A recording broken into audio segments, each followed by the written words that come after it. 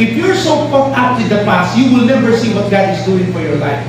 If you are not giving up of your past, you are so consumed by your past, then you will not see a better future. God wanted to guide each of us. He wanted for us to do the right decision.